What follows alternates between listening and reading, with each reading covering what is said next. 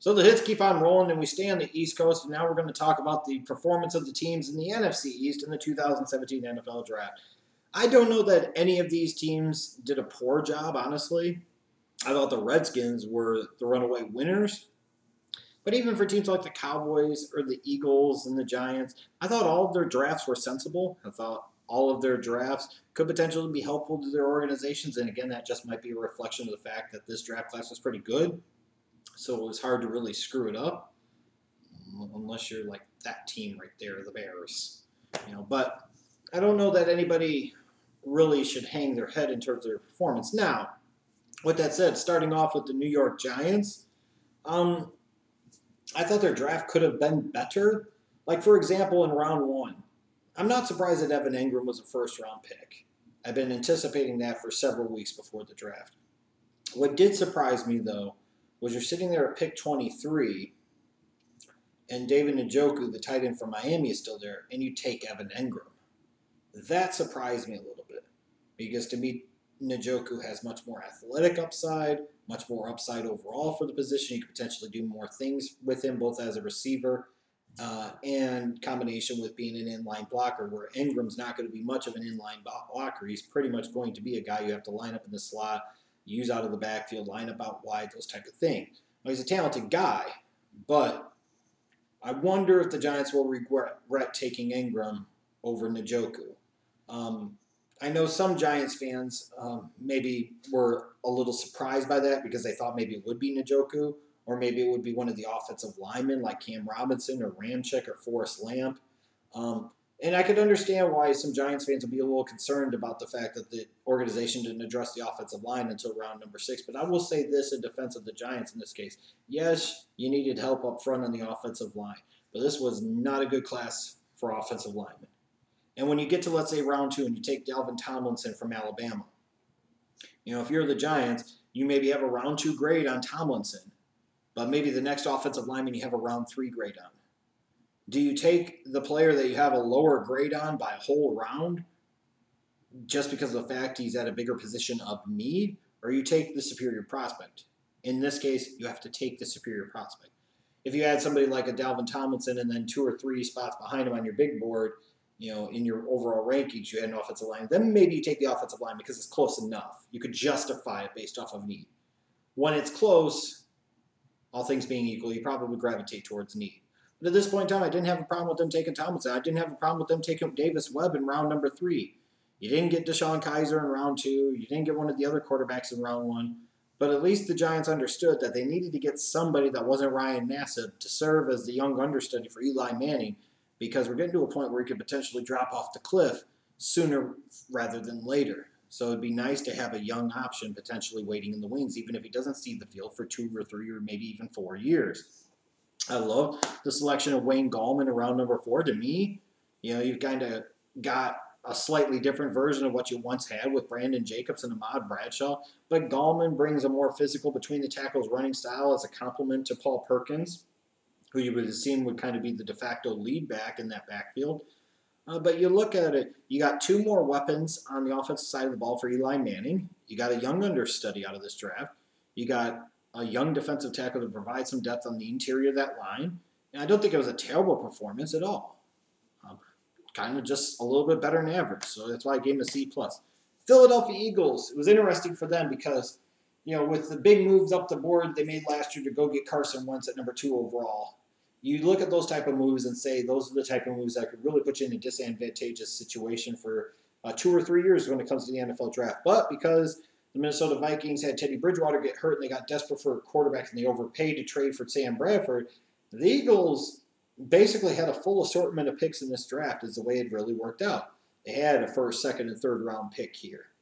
So it worked out very well for them. In terms of the selections, I'm not as big on Barnett as some of the other fans and some of the other media types, but I think he's a solid player. I think he's an NFL starter. I think he's maybe just a semi-productive player. I don't know if he has star potential, but I understand taking him at pick 14.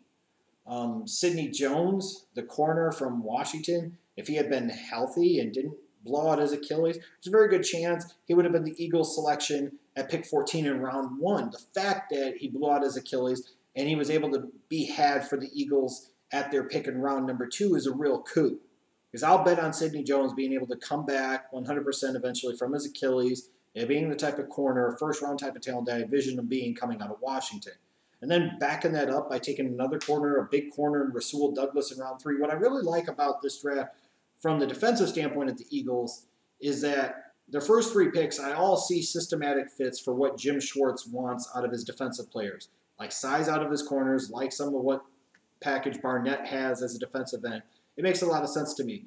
Where I question some of this draft is the fact that they waited until day 3 to start addressing the offense, especially the running back position. Now, maybe you think a Wendell Smallwood's going to be your primary ball carrier. I don't know.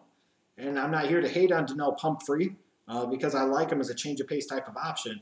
That was the only running back you took in this draft. And there was some good running back talent to be had.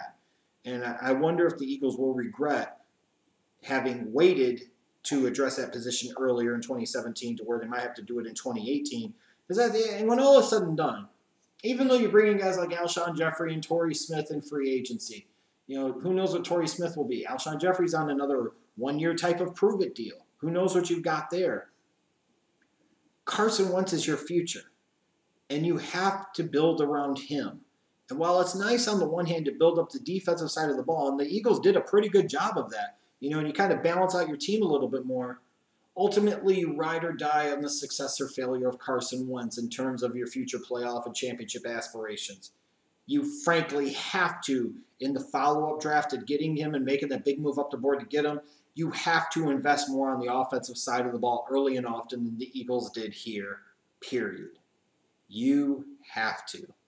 Now, maybe part of it is that it worked out in such a way to where the value of the players they took on the defensive side of the ball in the first 3 rounds was better than the offensive players, perhaps. But, just when you look at it, even when they bring in a Mack Hollins, it feels like you drafted him more to be a special teams gunner than you did a wide receiver at the NFL level. Donnell Pumphrey, kind of a gadget type of change of pace type of guy.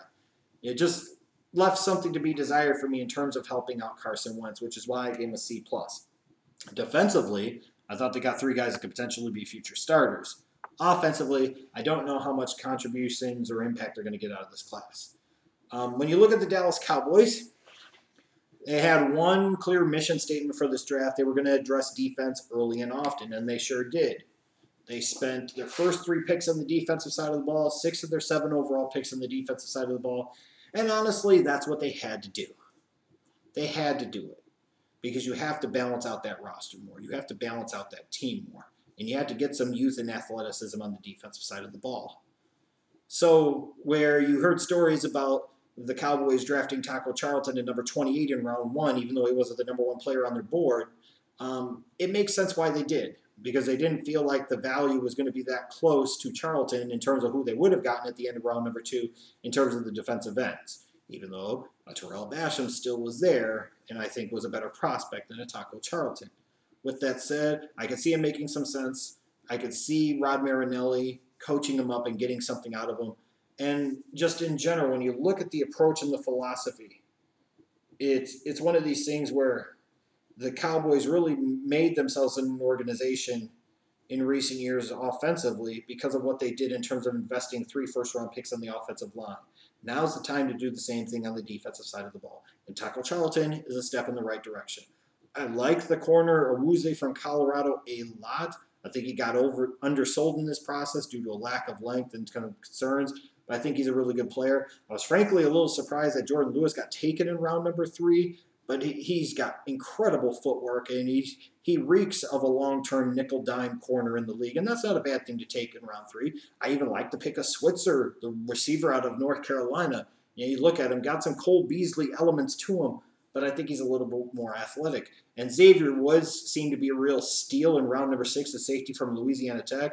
There have been reports that he was a favorite of the Cowboys throughout the draft process, and being able to get him in round number 6, where I thought he was going to be maybe a guy that would go in round number 4, round number 5 at the latest, was pretty good value. I gave the Cowboys a B here because they had a mission statement in terms of what they needed to do in this draft, and they did a pretty good job of executing upon it based off of where they were on the draft board. I thought it was a solid job. But to me, beyond question, the winners of this draft, I gave them an A-, were the Washington Redskins.